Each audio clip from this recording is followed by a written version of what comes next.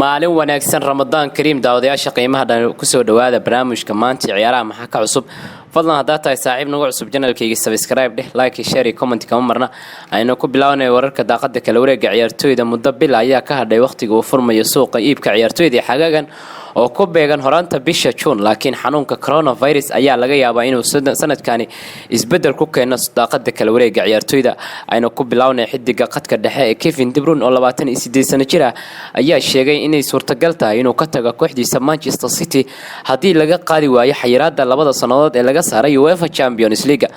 Real Madrid ayaa isu diyaarinaysa inay 70 milyan oo ku dalbato 27 sano jirka khadka dhexe uga ciyaara kooxda Manchester United ee Paul Pogba laacibka heerka caalami reer Faransa ayaa u sheegay United inuu aan saxiix doonin heshiis cusub oo waqti dheer ku dheeranayo kooxdiisa Manchester United sida ay warisay Sunday Express. kubad sameeyaha reer Brazil ee Philippe Coutinho oo 27 sano jir ayay Barcelona amaah ku siisay Bayern Munich ayaa noqon doona bartilmaameedka Newcastle United haddii Memphis ay tababare u magacaawdo macallinkii hore kooxda Tottenham ee Mauricio Pochettino sida warisay Sunday Mirror. Barcelona ayaa doonaysa inay iibiso qaar ka mid ah ciyaartooygeeda ugu wanaagsan oo ku jira 29 sano jirka afka hore u ciyaara reer Faransi Antonio Griezmann xagaagan si uu hesho lacagta sida warisay Daily Star Sunday. Roma waxay rabtaa inay heshiis amaah ku qaadato laacibka Manchester United iyo xulka Chelsea Alexis Sanchez 31 sano jir amaah uga maqan kooxda Inter Milan oo xagaagan ku soo laabanaya Old Trafford sida warisay Sky Sports Italia. sidoo kale Roma waxay doonaysaa inay sanad kale amaah ku sii haysato daafaca Manchester United ee Chris Smalling oo 30 sano jir ah sida uu sheegay tababare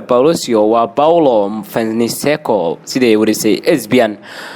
Real Madrid ayaa qorsheynaysa inay iibiso ugu yaraan 5 ka mid ah ciyaartooygeeda xagaagan waxaana ku jira laacibka reer Wales ee Chris Bale 30 sano jir ah sida ay warisay AS. laacibka qadka dhexe Leicester City xulka qaranka Nigeria Wilfred Ndidi oo 23 sano jir ah ayaa waxa uu bartilmaameedsanaysa Paris Saint-Germain sida ay warisay ESPN.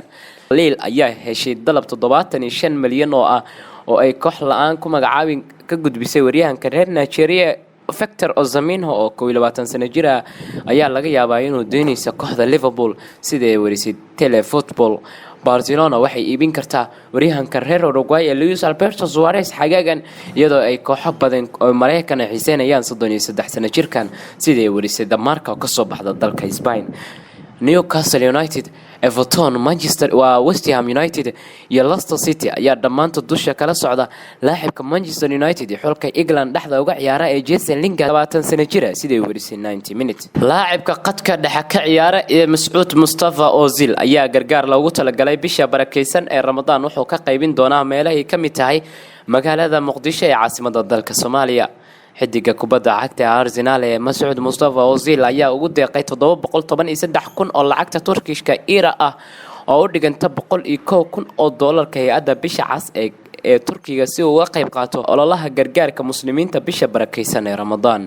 lacagtan ayaa loo adeegsan doonaa inuu afar lagu siiyo 16,000 oo qof oo ku nool dalka Turkiga inta lagu gudi jiro bisha barakeysan ee Ramadaan sida ay sheegtay hay'adda bisha cas ee Turkiga. qoysasku kale nool Turkiga iyo Syria ayaa sidoo kale 2,000 oo xirmo gargaar ah ka heli doona qayb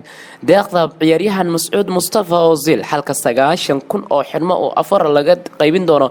magaalada Muqdisho ee caasimadda dalka Soomaaliya sida ay daabacday wakaaladda wararka ee dalka Turkiga. Karim Kinik oo ah madaxda hay'adda bisha cas ee Turkiga ayaa xidigan ka ciyaara ciyaaryahankan ee magaalada London uga mahadceliyay deeqdan wuxuuna yiri waxaan qaybin doonaa xirmooyinkan gaarka ugu deeqay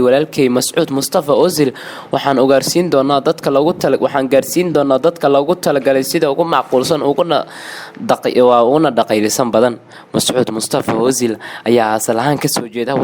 wadanka Turkiga oo uu deeqdan ku soo gaarsiiyay inkastoo uu ku dhashay kuna barbaaray dalka Jarmalka. kooxda kubadda cagta ee Barcelona ayaa lagu soo waramayaa inay horumar la taaban kara ka sameysay raacdadii ay ugu jirtay ciyaaryahanka qadka dhexe ee kooxda Juventus Miralem Pjanic 30 sano jirkan ayaa mar kale qaab ciyaareed cajiib ah ka soo qaatay kooxda haysata horyaalka Talyaaniga intii lagu guda jiray xilli ciyaareedka 2019-2020 isagoo u dhaliyay 3 gool afar kalena caawiye ka noqday 32 kulan oo u saftay kooxdiisa Juventus. hadda waxaa jira warar la isla dhaxmaraya oo sheegaya mustaqbalka xidiga heerka caalami xulka Bosnia laakiin warbixinta dhawaan la soo saaray ayaa sheegtay inuu rikooranayo inuu dooranayo inuu ku birista kooxda haysata horyaalka Spain sida laga soo xigtay marka ay ka soo baxdo dalka Spain waa dalka Spain. qorshahaas Barcelona ee ku aadan saxiixa ciyaaryahanka qadka dhexe loo arkaa midka ku quman kooxda ka hor furitaanka suuqa iibsiga xagaagan. warbixintan ayaa sheegaysa in kooxda reer Catalan ay weli u baahan tahay inay kala xaajoodaan qiimaha milyan Pjanic, laakiin kooxda ayaa kalsoon ku qabta inay heshiis la gaari karto xilli ciyaareedka 2020-2021. daayarkii hore ee kooxda Mertens oo qandaraas kula jira kooxda Maurizio Sarri ilaa iyo bisha June ee sanadka 2023 ayaa ku guuleystay 3 horyaal oo Serie A ah iyo 2 koob oo Italian tan iyo markii uu yimid magaalada Turin. kooxda kubadda cagta ee Real Madrid ayaa lagu soo waramayaa inay isku diyaarinayso inay 70 milyan oo gani miiska saarto si ay u hesho xidiga naadiga Manchester United ee Paul Pogba. mustaqbalka xidiga heerka caalamiga ee dalka Faransiiska ayaa weli lahayn sal fadhiya maadaama qandaraaskiisa haatan ee garoonka Old Trafford uu dhacayo dhamaadka xilli ciyaareedka soo socda. Manchester United ayaa leh ikhtiyaar ay ku soo kordhinayso qandaraaska qadka dhexe ee 12 bilood oo dheeri ah, inkastoo si weyn loo hadalhayo inay ku guuleystaha koobka adduunka ee 2018 uu aad u doonayo inuu isaga tago kooxda uu ku dheesho garoonka Old Trafford. Real Madrid ayaa si joogto ah loola xiriirinayay waa 27 sano jirkan 12 bilood ee la soo dhaafay sida laga soo xigtay The Mirror. kooxda reer Spain ayaa haatan isku diyaarinaysa inay miiska saarto dalab gaaraya ilaa 70 milyan oo gani. Pogba ayaa kaliya 8 kulan u saftay kooxda Manchester United xilli ciyaareedkan maadaama uu dhaawac gabay, waxaana loola xiriirinayaa inuu ku laabanayo kooxdiisa hore Juventus. Los Blancos ayaa muddo dheer loo arkaa inay cadcad yihiin ninka reer Faransa, inkastoo macalinka kooxda Zinedine Zidane uu sheegay inuu go'aansaday inuu keeno garoonka Bernabeu. Paris Saint-Germain iyo Inter Milan ayaa sidoo kale la sheegay inay xiiseynayaan xidigan kaasoo ku guuleystay EFL Cup iyo Europa League tan iyo markii uu ku soo laabtay naadiga Red Devils. kooxda kubadda cagta ee Barcelona ayaa lagu soo waramayaa inay isku diyaarinayso inay u soo bandhigto 9 ciyaaryahan oo kooxda koowaad ah kooxaha ka ciyaara horyaalka Premier League, iyagoo kooxaha haysta horyaalka Spain la tacaalaysa faafidda cudurka coronavirus. madaxweyne ku-xigeenka kooxda Catalan ee Jorge Contener